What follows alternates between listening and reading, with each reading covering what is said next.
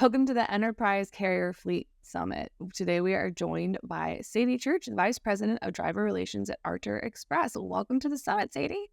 Thank you so much for having me. I am kind of excited to get into this. But before we jump into our conversation, let's get some background on you and kind of how you started at Artur. Sure. So, background on me, I grew up in trucking. My dad was an owner operator my whole life. So I spent a lot of time over the road with him growing up as a kid. That was something we would do in the summers, is go over the road with him. So just an industry that I grew up in, really passionate about, really care about. I've worked both on the vendor side as well as the carrier side. So I've been very, very fortunate over the years to work with some really phenomenal companies. I like that. It's kind of like most people go to like summer vacation on Disney World and you just get to see, all of America from a truck. And I like that. That's kind of cool. Yeah, we actually joked that we spent more time at truck stops than amusement parks. So it's very fitting. I like that. That also might be a little bit more fun depending on the day at the amusement park because it's less people and heat Yes. and obnoxious crying kids. So I guess when it comes into driver retention and ways that you can effectively keep and retain your drivers, what are some of those things that drivers start looking for when it comes to a company they want to work with? What are those key factors that they're like, this is a non-negotiable for me? Yeah, I think it varies from driver to driver, but I think the top three are pay, home time, how many miles are they going to get, right? Which also factors into pay. But those seem to be the top three questions. And then, equipment.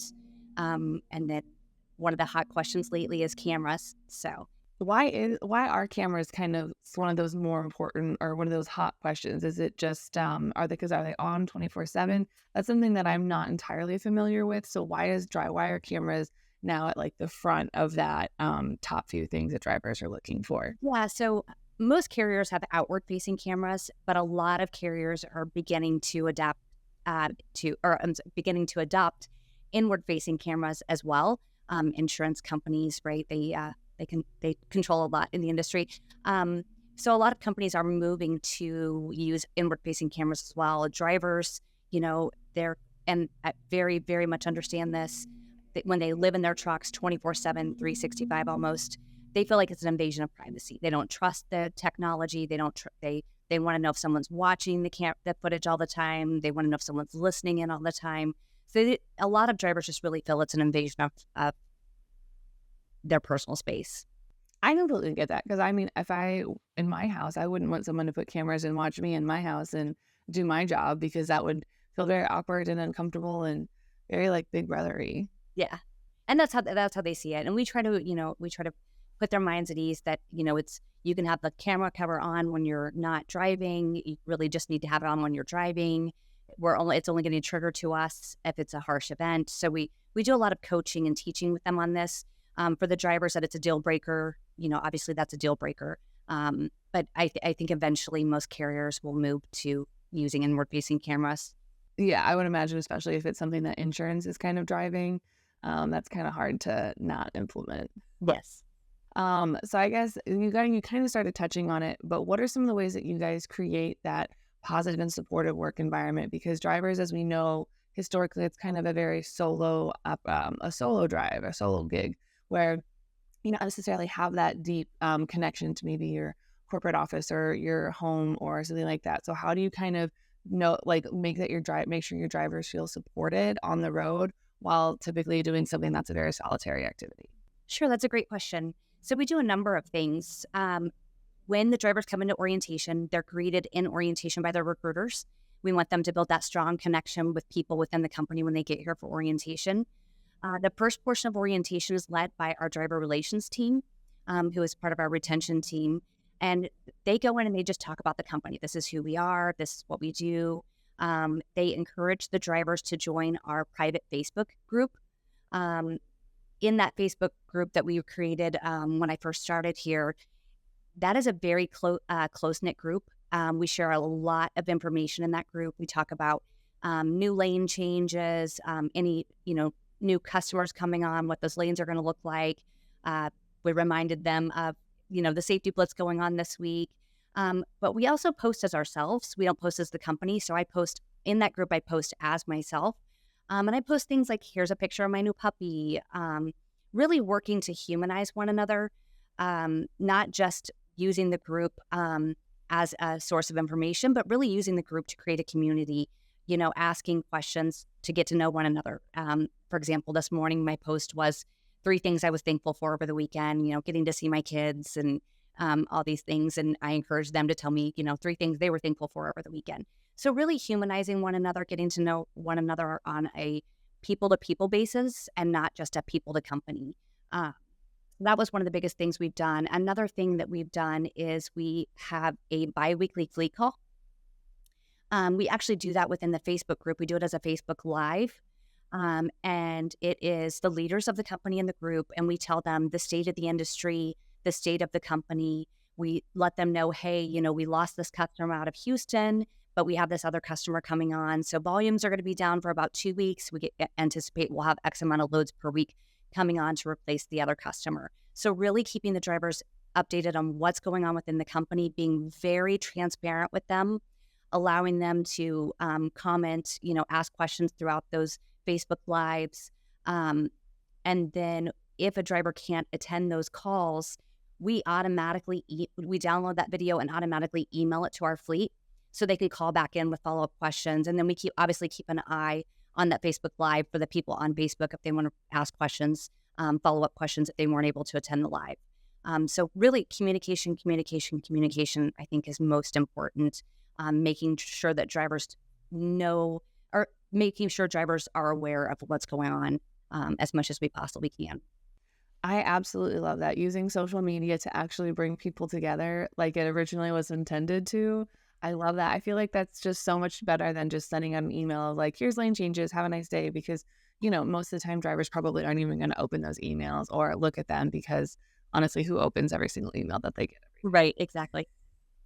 I think that that's so cool because then like if you're driving along and you see something that is like a favorite spot of someone else's in the group, you can like post a picture of it and be like, hey man, I had this thing. Oh, and they totally do. Yeah, and they're like, hey, check out this taco place. It's right by this truck stop. Yeah, it's a really, really positive group. It's also great for retention too, right? Like a driver will get on there and say, hey, it's Friday night. I've been sitting here. I don't have a load. And we're all on that page. We all watch it very closely. It's the first thing I check in the morning when I wake up. It's the last thing I check when I go to bed. So we can intervene right away. So it's also great for retention. We encourage drivers, it doesn't have to be all, sunshine, rainbows, butterflies in the group. We want to know their pain points because we can't fix what we don't know is broken. So we encourage them, if you something's wrong, please let us know because we want to address it as quickly as possible. So you touched on it a little. One of the other things you touched on that's very, very key to driver retention is driver pay. I would say that that's probably one of the most important things to keeping people. Ultimately, at the end of the day, like, all the money in the world can't necessarily fix something that like someone's not loving. I guess what role does the compensation play, and kind of how can you make sure that your compensation is fair and kind of keeping within industry average, if not the higher end of that average, so you don't lose drivers to someone that is willing to offer them a couple extra $1,000s for a little bit. Kind of how do you guys manage that pay expectation? Yeah, so I think that's a great question. Pay is obviously important. It's not most important for all drivers, right? We have drivers all the time who will quit. They'll take a local job, right? They'll make less money, but they want to be home more. But pay is definitely top 3. Pay and home time usually go back and forth for us on driver needs. But one of the things we do is obviously we're members of the National Transportation Institute, the driver survey of driver wages. That's a great resource to make sure that you're in line with what other carriers are paying.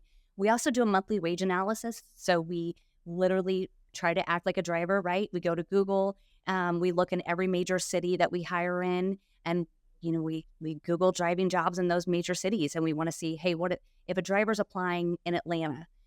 What ads are they looking at? What compensation is being thrown out there? So we use that. We pull all that information in from both of those things, and then kind of evaluate where we are in the market, making sure that we're still, competitive in the space. I absolutely love that. That's that continuing to grow, because there's people who, they might do those wage analysis once every 3 to 5 years, and that's just good enough for them. But continuing to go back to it and reevaluate it, I think is extremely key, because like you said, that what ads someone's getting, and those extra sign-on bonuses or other big promises that another carrier is making that they may or may not eventually follow through on those big promises, you know? Yeah, I also get some great ad ideas. I'm like, ooh, they did a really good job with that one. So I guess when it comes to like maybe someone who's struggling with driver retention, or they want to start a program kind of similar to what you guys have, but they're not sure exactly where to start. What is your biggest piece of advice to those people that are really starting to take a look at retaining some of their drivers and making sure that they do have extremely happy drivers and they're not just, constantly wasting money and time looking for new carriers or not carriers, drivers?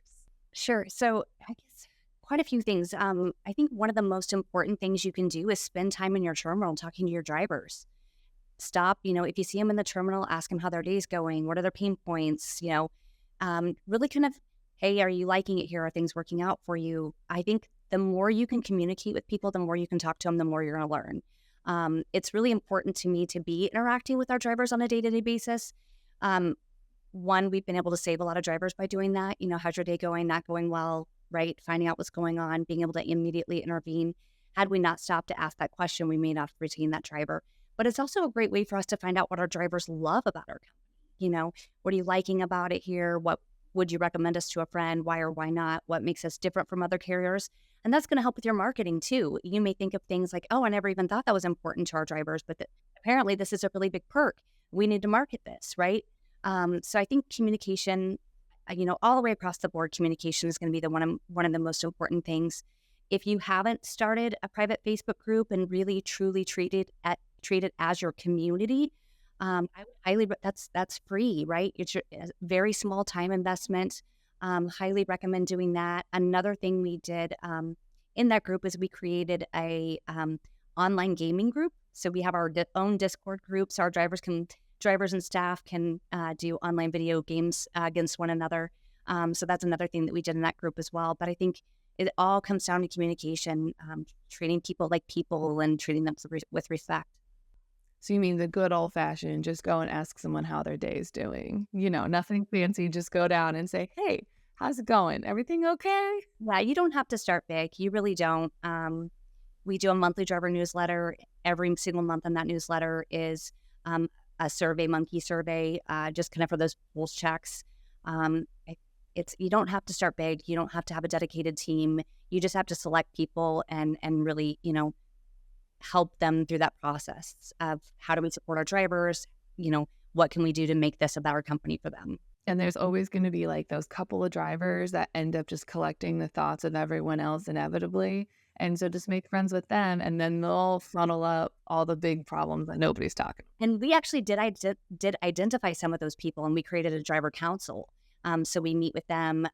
We want to know, like, collectively, what are the pain points of the fleet? What areas are they seeing? We have all these drop trailers in this specific area of the country. We're getting lots of complaints about trailer issues in this area of the country. Well, perhaps we need to, talk to the company who's currently servicing our trailers in that area. Maybe we need a new provider. So our drivers are able to give us really good feedback through the council as well. I absolutely love that because it's more of just like, it's not just like we're here for your personal stuff. It's like, oh no, something is fundamentally going wrong with the equipment or anything else. Like let us know, because that obviously if you don't have functioning equipment, that's going to be kind of hard to continue to deliver loads. So if anyone wants to reach out to you after this summit, or if they have any, if they want any awesome tips on how to start a driver retention Facebook group, where can they find you outside the show? On LinkedIn, Sadie Church. Awesome. I love it. Thank you so much for joining us today at the summit. Thank you so much, Mary. Thanks for having me.